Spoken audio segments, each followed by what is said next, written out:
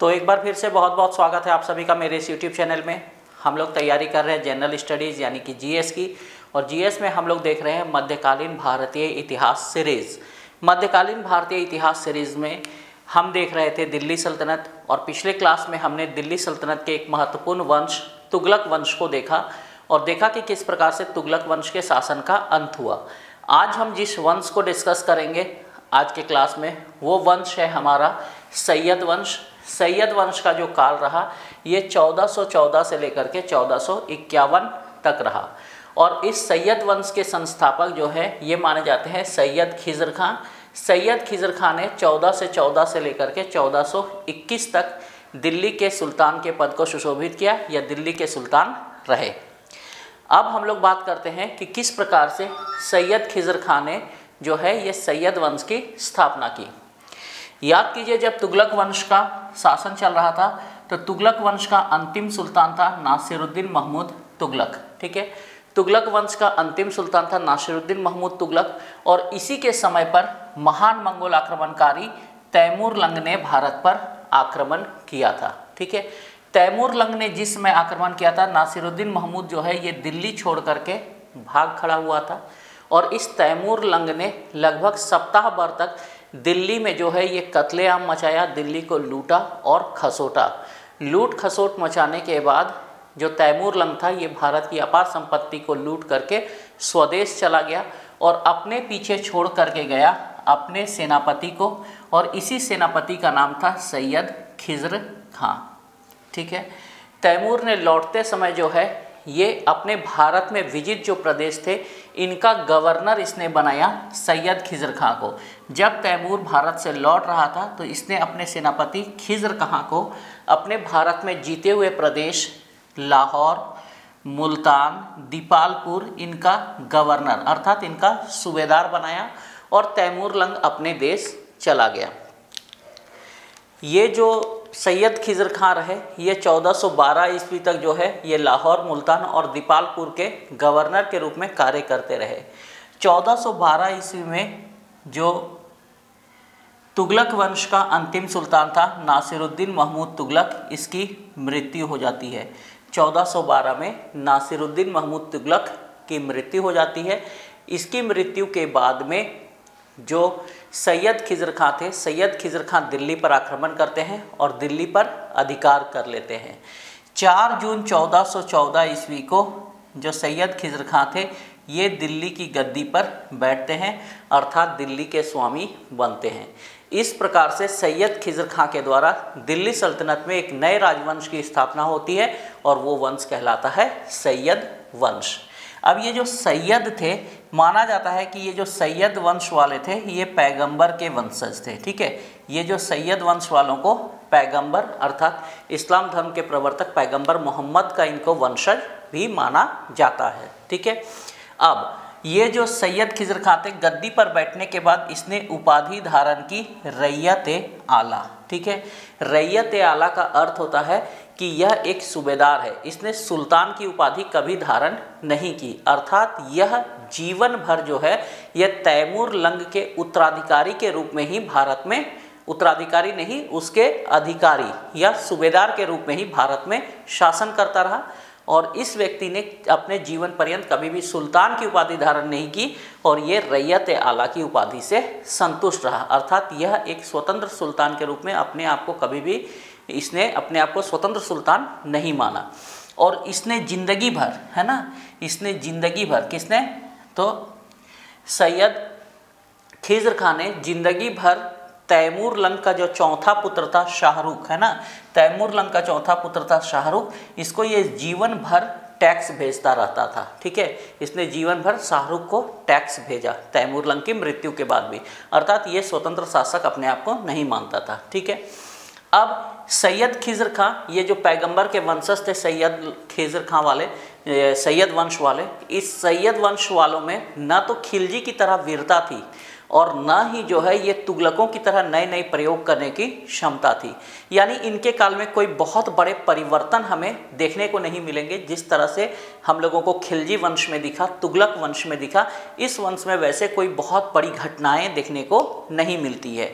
ठीक है, इनके काल में बहुत सारे विद्रोह हो रहे थे, साम्राज्य के विभिन्न भागों में विद्रोह हो रहा था और इसने अपनी पूरी शक्ति के साथ, यथाशक्ति जितनी इनके पास शक्ति थी उस शक्ति के साथ इन विद्रोहों को दमन करने का प्रयास किया, लेकिन ये उस प्रयास में असफल रहे और साम्राज्य में विद्रोह होते ही रहे। ठीक है, बाद में 1421 ईस्वी में ये काफ़ी टूट चुके थे विद्रोहों के कारण और 1421 में इसकी मृत्यु हो जाती है। इस प्रकार सैयद वंश के संस्थापक खिज़्र खां का अंत हो जाता है। खिज़्र खां के बाद गद्दी पर उसके पुत्र बैठते हैं जिसका नाम था मुबारक शाह। तो आइए अब हम लोग देखते हैं खिज़्र खां के पुत्र मुबारक शाह के बारे।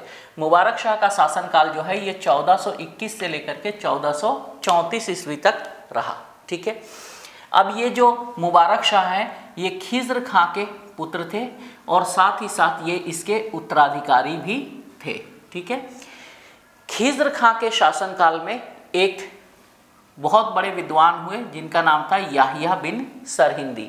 ये याहिया बिन सरहिंदी जो लेखक हैं ये जो है ये मुबारक शाह के दरबारी थे और मुबारक शाह के दरबारी होने के कारण इन्होंने एक पुस्तक लिखा जो काफ़ी फेमस है और इस पुस्तक का नाम है तारीख ए मुबारक शाही। ठीक है, तो तारीख ए मुबारक शाही का लेखक याहिया बिन सरहिंदी जो है ये मुबारक शाह का दरबारी था।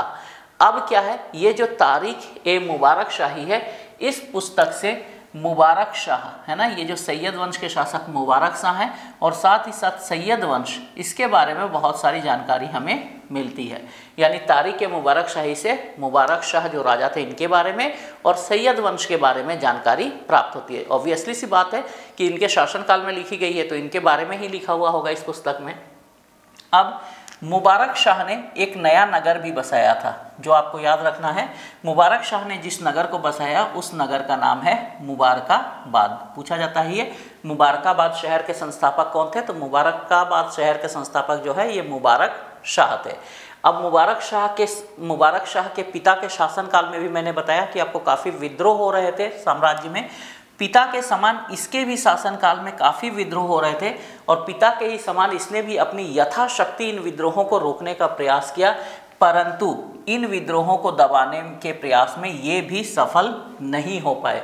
उल्टे दरबारियों के षड्यंत्र के फलस्वरूप ये मारे जाते हैं 1434 ईस्वी में। यानी पिता के समान ही ये भी विद्रोहों को दमन करने के लिए काफ़ी प्रयास करते हैं, लेकिन ये एक षड्यंत्र का शिकार हो जाते हैं। दरबारियों ने षड्यंत्र करके 1434 में इनकी ही हत्या कर दी। इस प्रकार से जो है ये मुबारक शाह का अंत हो जाता है।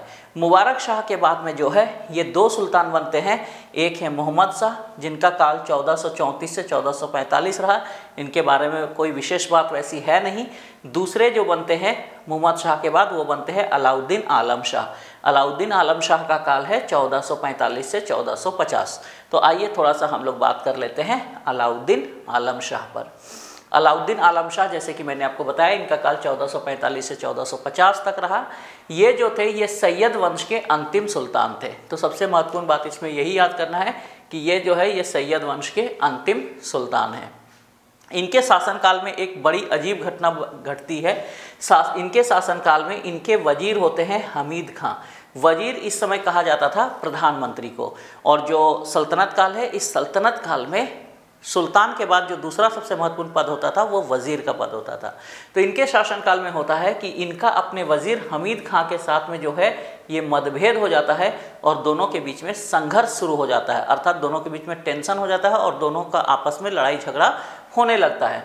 ऐसी स्थिति में हमीद खां जो होते हैं, हमीद खां भीतरघात करते हैं, धोखा देते हैं सुल्तान को और एक विद्रोही सरदार बहलोल लोदी को दिल्ली पर आक्रमण करने के लिए आमंत्रित करते हैं। हमीद खां ने एक दूसरे अफगान सरदार बहलोल लोदी को दिल्ली पर आक्रमण करने के लिए आमंत्रित किया। इस बात से जो है अलाउद्दीन आलम शाह काफ़ी भयभीत हो जाता है। लेकिन ये जो बहलोल लोदी था ना, ये बहलोल लोदी बहुत ही बड़ा कूटनीतिज्ञ था।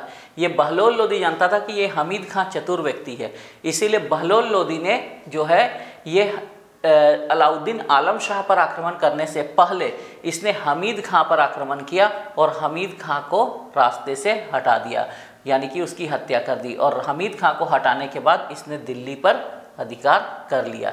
दिल्ली पर अधिकार करने की कहानी भी बहुत ही इंटरेस्टिंग है।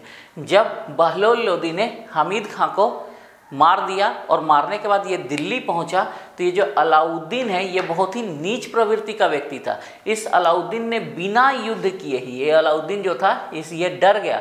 जब बहलोल लोदी ने हमीद खां की हत्या कर दी तो ये जो अलाउद्दीन है, अलाउद्दीन आलम शाह, ये डर गया और इसने बिना लड़े ही अपना राजपाट जो है ये बहलोल लोदी को सौंप दिया।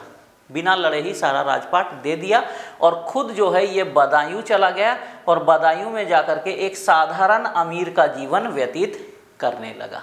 ठीक है, तो इस तरह से बिना किसी संघर्ष के बहलोल लोदी को दिल्ली की सत्ता प्राप्त हो गई। और जैसे ही बहलोल लोदी दिल्ली की गद्दी पर बैठता है वैसे ही सैयद वंश का अंत होता है और दिल्ली सल्तनत में एक नए वंश की स्थापना होती है और ये वंश कहलाता है लोदी वंश। लोदी वंश का जो काल है ये 1451 से 1526 तक रहता है। ठीक है, लोदी जो थे ये अफगान थे, इसीलिए एक क्वेश्चन आपको एग्जाम में पूछ लेता है कि भारत में प्रथम अफगान साम्राज्य का संस्थापक कौन था। तो भारत में प्रथम अफगान साम्राज्य का संस्थापक जो थे ये थे बहलोल लोदी और इन्होंने जो है ये दिल्ली सल्तनत में लोदी वंश की स्थापना की। इसके बाद में एक और अफगान साम्राज्य की स्थापना होती है मुगल काल के दौरान, इस पर हम आगे डिस्कस करेंगे।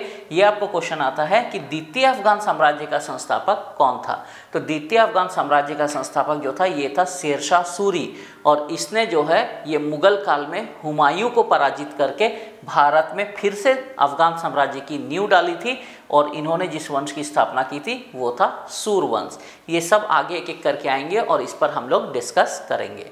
ऐसे आज के क्लास में हम लोगों ने डिस्कस किया सैयद वंश को। हमने देखा सैयद वंश की स्थापना हुई, सैयद वंश का पतन भी हो गया और एक नए वंश की स्थापना हुई जिसका नाम है लोदी वंश, जो दिल्ली सल्तनत का अंतिम वंश होगा। अगले क्लास में हम लोदी वंश को देखेंगे और जो हमारा दिल्ली सल्तनत है इसका चैप्टर हमारा कंप्लीट हो जाएगा।